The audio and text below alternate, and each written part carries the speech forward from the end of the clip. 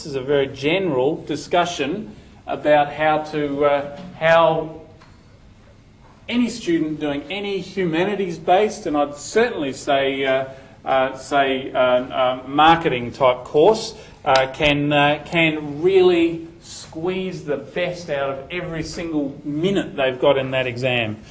So here's my tips about how to answer short answer questions. Just do this process. Let's not argue about it. It works. Rephrase the question in 1 or 2 sentences. You get a question, well, just rephrase it. You're not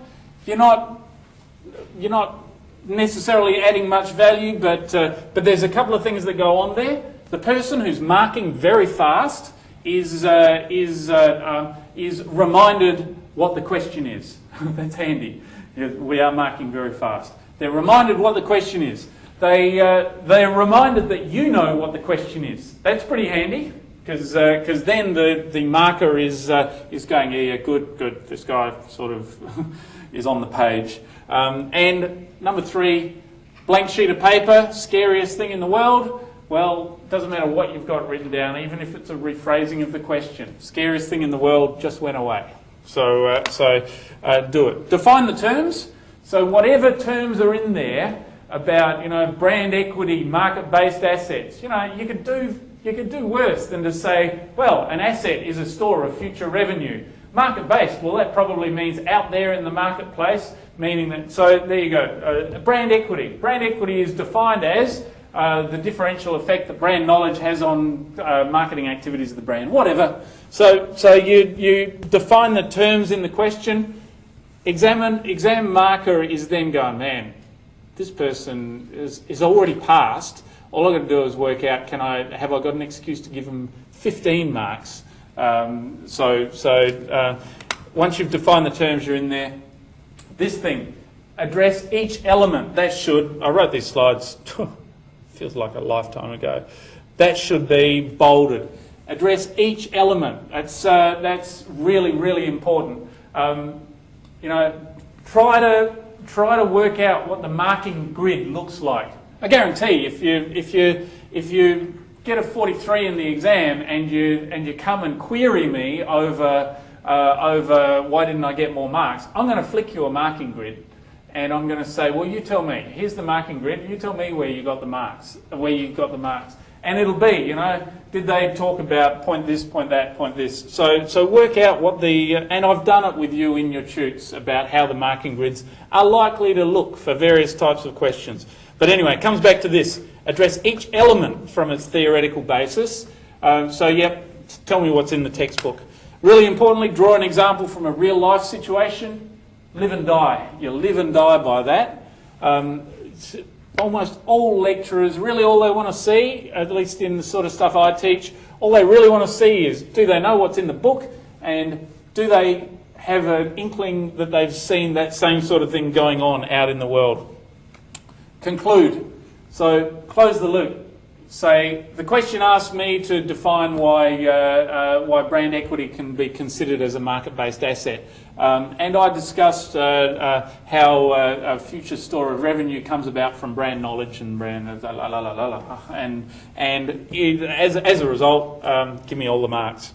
And a bit more politely, but reading a conclusion like that, my examiners, or me, whoever is looking at them, are under instructions to just flip off the 15, okay?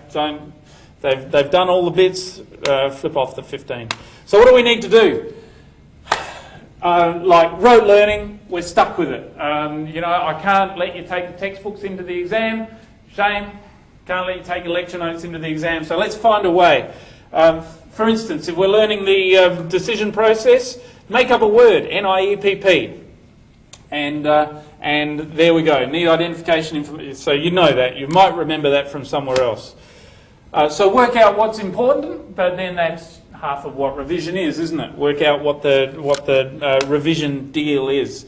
Now, write these funny words on a little sheet of paper and have them in your pocket. When people are all sitting out the front of the exam panicking about how nervous they are, let them panic and sit by yourself and memorise these words. It's the game. It's a good trick. Memorise the words. People come over, want to talk to, how are you feeling? No, shh, I'm learning my words. And then go in. When you go in, you've got 10 minutes of reading time. You get a green sheet of paper. You're not allowed to write in the exam booklet. I never understood it, but whatever. So write all those words. Get in, unload all those words, NIEPP, RANDS, or whatever the words are.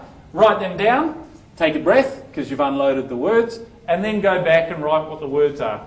You've got a cheat sheet that's just like you took it in with you. You know, it's a game, and I'm not necessarily proud of that we have that it's what gets the results, but it gets the results. We've been there. Short answer question, 10 marks out of 50, give it 20%. So your 15-mark questions should be a 27-minute question. Your 30-mark question should be a 54-minute question. There you go. Number 4, answer an easy question first. That makes sense, doesn't it? There'll be a couple of questions at least that you just a full bottle on. Just answer it first. Now, because same old thing. Nothing's worse than looking at a blank sheet of paper. Point number 2 on this. Please, because if you don't, we'll have to. Write the questions you did on the front of the paper. There's a place for it. So I know when we're nervous we might not notice it, but go to the front of the paper, write the questions that you did. Because I'll tell you, if you don't, we're just going to have to go and do it. And we'll get a green pen and we'll go, right, they've done it. And every marker that picks it up to see if they've got to mark a question there will see the green pen on the front, go, oh yeah, that's one of the students that didn't write the things on the front and gave us that extra work to do. So just do yourself that favour. Some things are easy and that's easy. And really importantly, learning a piece of marketing theory, get an example in your head. Live the example. You know, think about the examples you're planning to use. So the slides are there. Core concepts are a good start. Watch the lectures. Get some colleagues. I'm a bit of a go-it-aloner type of guy, but I do know one thing. This is the number one key driver of success. Work with somebody. Make your mnemonics together. Work out what you think the questions are going to look like, and just, you know, no prizes for being a lone wolf in the exam preparation game. I can tell you that. And keep the examples in your mind. Photographic memory is only going to get you halfway there anyway.